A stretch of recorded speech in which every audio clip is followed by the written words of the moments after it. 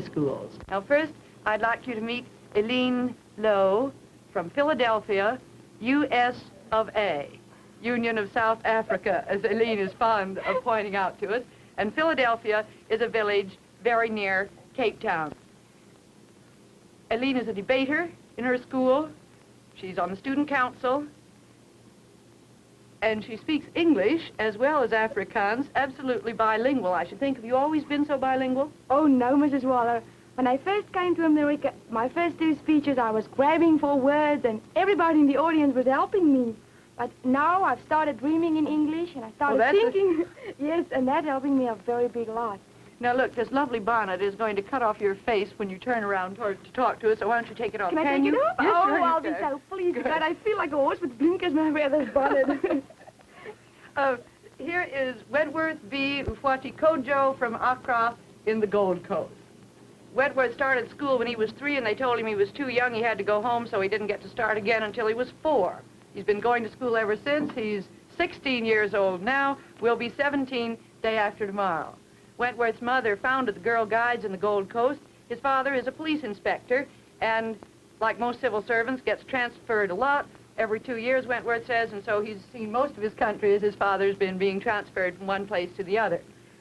He told me that just before he came to this country, his father started calling him Wentworth. He'd been Kitty since the day he was born to his family. His father wanted him to know who was calling him, so he started calling him Wentworth, but we don't do it either. He's Kitty to us just like he is to his family, so you'll hear no Wentworth.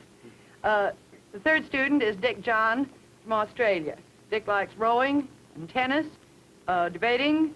He's a prefect of his school, a very good student, and very interested in agriculture because his father owns quite a large sheep farm. Now, how about this question? You've been in our high schools for 6 or 7 weeks. There's one thing about America you do know, it's our high schools. Are they as good as your high schools, Dick?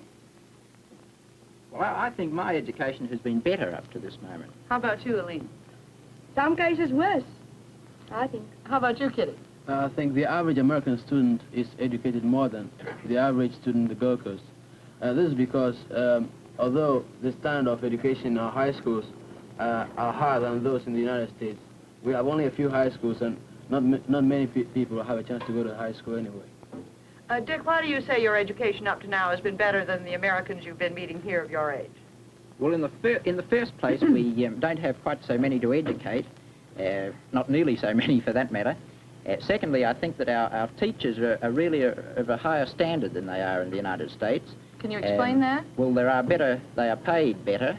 I think that they are paid much better, in fact, than in the U.S. And one thing that has struck me since I've been here very much and has made quite an impression on me, which we don't have at home, I personally don't agree with them, is the objective test, which you have in the U.S. I've brought some samples along here that you might be interested in. This paper that I have here is an objective test on Macbeth. By that you mean true, false, or multiple choice questions? Quite a variety, true, false, and multiple choice, all sorts, in fact. For example, one question here, a true, false question. Marlowe wrote Macbeth. Marlowe wrote Macbeth. True or false? Another question in this little series is that Macbeth is pervaded with joy and happiness. True or false? And also many other multiple choice questions. Is the whole test on Macbeth? The whole test is on Macbeth. 116 questions. Well, now, what's wrong with this? How does it compare, in other words, with... Have you ever had a test question on a Shakespearean play? Yes, we have problem or essay type questions, and whereas you have 116 questions there to answer in, say, the period that you do English, 40 minutes or so? About 40 minutes or so, we have one question to answer. In 40 minutes? In 40 minutes, yes. Well, have you got one there on a Shakespearean play that would give an example? Yes, I'll take an example from one of our question papers, English paper. This one is on Othello, incidentally. It is Othello, in your opinion, a tragic hero or a pathetic simpleton? And I think that you can get much more out of that than you can out of those 116 short questions, such as Marlowe wrote Shakespeare, wrote Macbeth, as you were, true Those or are false. interesting, Dick. You got any other examples of test questions? Yes, I have, just to prove my point. I hope it will prove my point anyhow on this. For example, one in the Industrial History and Economics paper. This is on the mercantile system in England. The mercantile system aimed at national security and economic nationalism. Outline the development of this system within England itself. That's a high school? That's a high school question. Yes. Another one that you may be interested in on the history paper. I know some of you have been doing Edmund Burke in your classrooms. Explain the argument in Edmund Burke's reflections on the revolution in France. Can you reconcile his attitude on this matter with his views on other contentious questions of his day? Do you have questions like that too, The Elise? same, Mrs. Waller. Our questions are all the essay-type questions, not those that you have done there. Well, as a matter of fact, may I explain to you why I said our education is worse in Yes, South I Africa? wish you would. Well, it's a little bit different in South Africa. When you speak of book knowledge, our education is exactly alike as in America. When you speak of things that are important in life, for instance, your behavior towards your superiors, you get that in South Africa to a bigger extent than in America. And debating, we don't have very many discussions in school classes, but we have debating societies. And every fortnight or once in 3 weeks, we have inter-debates with other schools. So In other words, yes, we get the debating too. But this was the reason why I said our education in one instance is worse, is because in America they have more current events. Politics in South Africa is not allowed in schools. With the result, they cut out current events too. Let Kitty which I get think into is this. wrong. Well, I think Dick and Eileen are both talking about the public schools. I've been in one private school, and the students, I think, have the same type of questions you have over here. Well, personally, I have about the same type of questions in the Gold Coast. You mean you have essay type We or... have essay type, and that's because all the schools are private schools. We don't have any public schools in the Gold Coast. But some of the private schools in the United States have the same type of questions. Well, Dick, you've been in private schools. You have too, Aileen. What do you think about the private schools in America compared to the public schools? Well, I think that the private schools are a very good institution in America, which is against what many people over here think. But I will say that I don't think the standard in them is really very much higher than the public schools. I don't think it is at Well, all. Mrs. Waller, if I was an American and if I live in America, I wouldn't even think of sending my girl to a public school if I can afford a private school. Really? Well, Wait a minute, let Kitty get it. well, I don't think you'll feel that way if you were from the Gold Coast. Right now in the Gold Coast, we don't have any public schools. All the schools we have, they are private schools. And it costs a lot to be able to go to school. We have only a few government scholarships. And most of the students have to pay just about $200 a year in the high schools. And I think if we had public schools in the Gold Coast, nobody will ever think of sending his child to a private school instead of a public school. Because after all, I don't think the difference between the students in the private schools and in the public schools in the United States is much. Well, Kitty, if you are a Gold Coaster, but remember I said if I was an American. Well, now explain further why you would send a child to a private school in America instead of a public school. On account of the fact that the behavior or the attitude from a student in the public school and a student in the private school towards his teachers who are his superiors are so much different.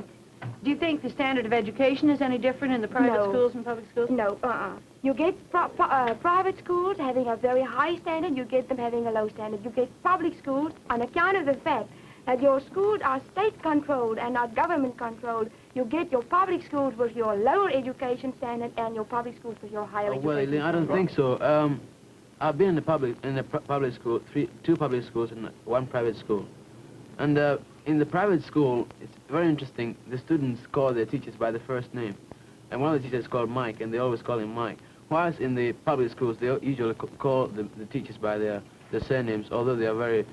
It all proves the great diversity that there is in America. What were you going to say, Dick? I was going to say that if I was in the United States, I wouldn't send my children to the private schools. For one reason, the fact that they all seem to stick themselves right out in the country, right away from everybody. They're not in the cities, they're in the country, they become a little community within themselves. Exclusive? It's a little too exclusive in some respects, I think. Within Well, the isn't that schools- true in Australia? Well, no, it's not true in Australia. Most of our private schools there are situated in the cities. They take day boys. And most of the schools, in fact, have, or many of them, have more day boys than boarders. And this tends to make them rather outgoing in their community life, with active parents and citizens associations, parents-teachers associations, but the boarding life of the school forms actually the core of the private school. I'm sorry to contradict you, Dick. I have been in a public school in Westfield, and it hasn't even had a boarding school, and it's in the middle, in the center of Westfield. And that pupils in that school, they contributed to the rest of the community as well as any other public school in that Well, community. again, more diversity in America, Yeah. but let's come back to this point. You both seem to agree, and Kitty too, that the standards in your high schools for book learning are higher than they are in American high schools. Now, why? Well, you see, in the Gold Coast, we have a different education policy. It's impossible in the Gold Coast to have something like public schools because we haven't got enough money. You can't say you want to give everybody free education. Therefore, the few people who are able to go to high school and who we can afford to give education in the high school, we try to cram as much information as we can into them. See what I mean? I see. Yes, wait, go ahead. I think that one of the reasons we have higher standards over there in academic work is the fact that the schools are state-controlled. You have higher academic standards because schools are state-controlled? State-controlled, yes. Now explain that one. Well, we have a very big public examination at the end of the high school year. Well, don't you think excuse me, but don't you think it's a good thing in America that schools are not state-controlled? No, I don't think it's a good thing at all. Why not? Well, I think that you have inequality of opportunity in America through the fact that they are not state-controlled. Wait a minute. That we have inequality of opportunity in inequality. American education. Yes, you have inequality of opportunity. Yeah, I agree with Dick on this point. You find that in some of the communities, some of the rich communities, the school have much more opportunities than in some of the poorer communities. For example, there's one school in Leonia and there's another school in perhaps Hastings. And these schools are both public schools, but they're not at all the same. In one of the schools, you have, you can call from the headmaster's office to the classrooms by using a telephone. In the other schools, you can, and in other schools, you don't have as much science equipment as you have in the other schools. I think I begin to see your point, although it sort of set me back on my heels when you said we don't have equality of opportunity because they're community controlled. I think what you mean is that since there isn't a national standard, one school with less money in its community pays its teachers less. But of course, you know why we do that. We don't want state control. And as a matter of fact, Dick, when I was reading this test paper of yours, I found a question that proves my point. Yes, Why what we is don't want state control in the United States. Now, maybe this is being unfair to you, but I'm just taking the test question you gave me. It says, one of the problems today is the extent to which central government should control the economic system. Discuss three main defects. Discuss three main defects of an unplanned economy and show why the Australian government has taken an increasingly important part in controlling economic activities. I'd say that was a question weighted in terms of state control. Why didn't they say, explain the defects and the advantages of state control? Well, first of all, to answer that, I'll have to say that in our schools, both sides of the question is taught. There is no set pattern that the three main defects of an unplanned economy will be taught. Both sides of the question are taught. In fact, our economics teacher was very biased, a very fixed conservative, almost to the point of being a reactionary. Possibly this question might be loaded. I might mention that it's not set by the state, by anyone in the government, but by a professor in the university. And, of course, he might have his own views and has loaded it in that way. But anyhow, I don't think that you have... I don't think that you're free to express yourself in your school, so how can you talk to me about that being a loaded question? You're throwing fast, I agree with Dick about this. In some of the schools some of the students have raised the subject of communism. And most of the teachers try as much as possible not to get the students to be interested in this subject. Well, from my point of view, I think that before you can fight against anything, you must be able to understand and analyze it. Before, let's assume you're a boxer. Before you go into a ring and try to fight somebody, you must have a fair idea of what his weight is like, what he fights like. And before I think you can fight communism efficiently, you must be able to analyze it and to be able to understand what the real threat is. And I think the United States will do very good to let the students understand what communism really is and what the threat is, so that they will be able to fight it efficiently. Yes, Dick. I have talked. You're next. I have talked to delegates myself, who have stated that whenever they have broached the subject of communism or political subjects in their classrooms, that the teachers have switched the subject in a most amazing fashion, in an almost a way that they're frightened to talk about that subject. Have you found that, Aline? Well, not to the same extent as Dick has found it, but I want to say something on politics in schools too. What I want to say is I've spoken to quite a few American students, and I've asked them what they think about letting politics in American schools. And they quite frankly told me that after leaving school, they always think the way their teacher thinks. She, although not stating it, although not saying it in that word, she sort of leads them in a certain way.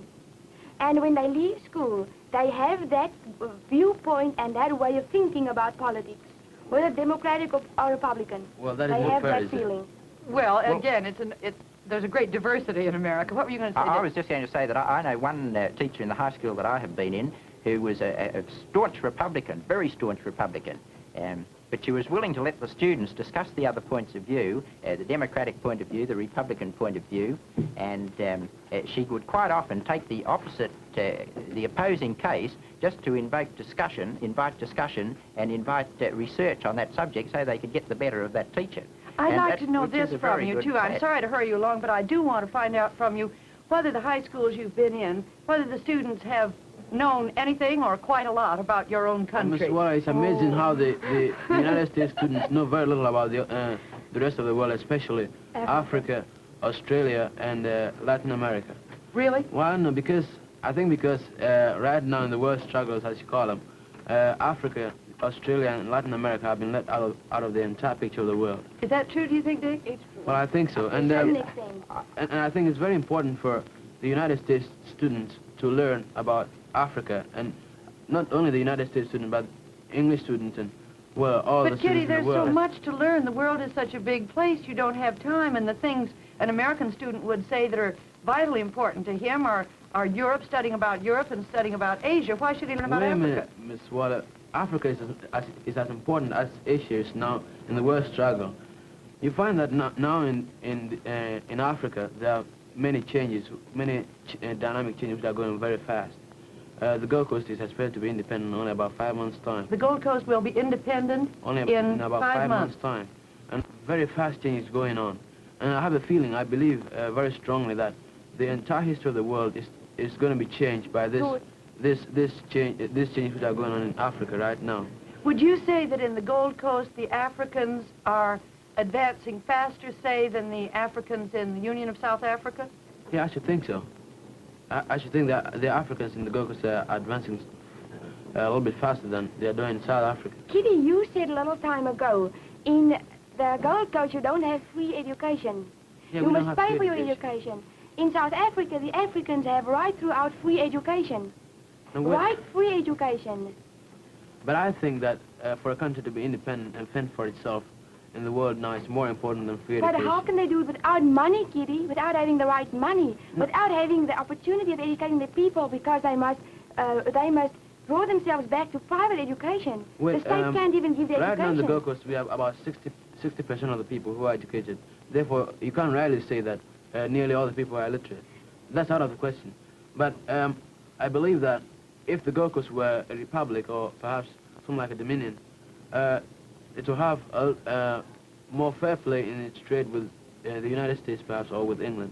Right now, the gold mines and the diamond mines in the Gold Coast, really, I think everything in the Gold Coast except the cocoa farms are being owned by British merchants and British people. And they have to export all these things to England. And all we get out of the gold and diamonds in the Gold Coast right now is the export duty, that's all.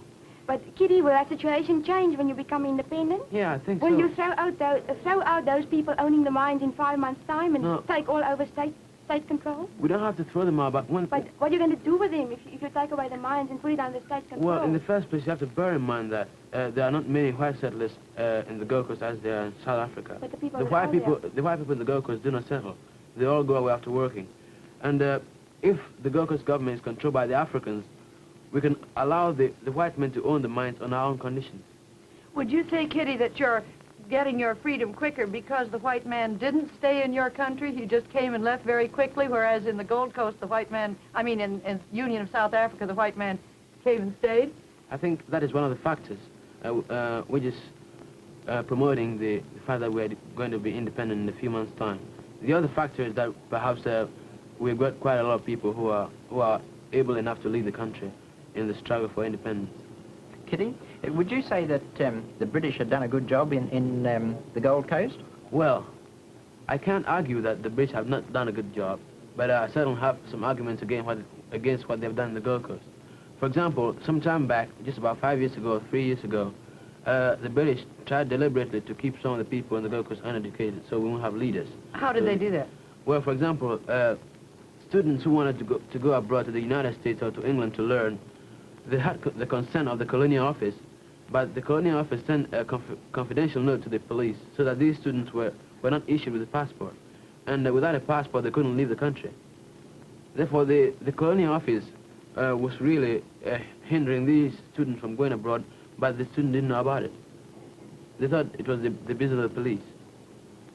And that's what I mean by the fact that the English have deliberately tried to keep some of the Africans uneducated, so we won't have leaders. What's the relevance, would you say, on the total picture in Africa of the situation in the Union of South Africa today?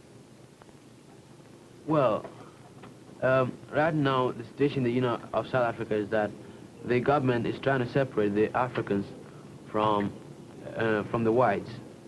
Well, personally, I don't think the Africans like to be separated from the whites. Elaine might disagree with me on this point, but... We ought to give you a chance to explain to us what's happening in the Union of South Africa today. Well, if you want to understand what is happening down there, you must have a background. And I'll just try to give it very briefly to you. You must bear in mind, South Africa, we have a population of 8.5 million natives and 2.5 million white people. We have built a nation down there in South Africa, and we are not going to commit suicide. Neither do we want to commit suicide in a relation with the black people. We want in South Africa 2 different nations.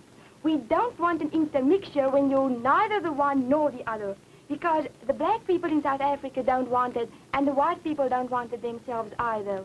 Therefore, both of us want 2 different nations, living in peace in one country, in one community. Now, wait a minute. Then why are you enforcing these regulations if the black people don't want to mix with the white people? But now you must remember, Dick, it's not all the black people. There are those surface or those few that want to mix. And there are the few of the white people that want to mix too, but you must look to majority. Yes, well, if you look to the majority, then you won't need to keep them apart. If it's such a small minority, they're not Yes, but we don't want a certain intermixture, you see? We want a clear line. Why have a certain kind of people, and then you have 3 different groups of people? We have 3 already now. We don't want more. Eileen, you have some people who want to mix. Why don't you want to allow them to mix? Since I understand South Africa is a democracy, and you allow anybody to do what he wants, except that his freedom doesn't interfere with somebody else's. Well, suppose an African wants to marry a white girl. What do you do about that? I suppose you don't allow it. No, it's not. Why not? Because if we start allowing intermarriage, we will have a nation, or some part of a nation being white, some part of a nation being black, some part of a nation being another color, and it'll be all one big intermixture of races. We don't want that. Then you are frightened. That's why you're enforcing these regulations. No, we're not frightened. Yes, but you're frightened that the white race is going to be slowly eliminated by the intermixture of the 2. No, it's not a case of being frightened, Dick. It's just a case of being a fact. Okay. It's not frightened. But it's not a fact yet. It isn't a fact. It's a fact of the future. Elaine? If that is going to allow... Yes, but it may be a fact of the future, but you're proving that you're frightened of the fact that is going to come, of that fact that is going to come. Of course, it is a fact that is going to You're come. frightened. That is why you're enforcing these regulations. But, Kitty, Dick, it's not a case of enforcing them. It's a case of having been like that all the time. Elaine, I have a feeling that you are enforcing these things. There are some South Africans who want it. There's some whites who want it and some Africans who want it. And I think you're forcing this thing not primarily because both the Africans and the whites don't like it, but because you're afraid of what's going to happen in the future.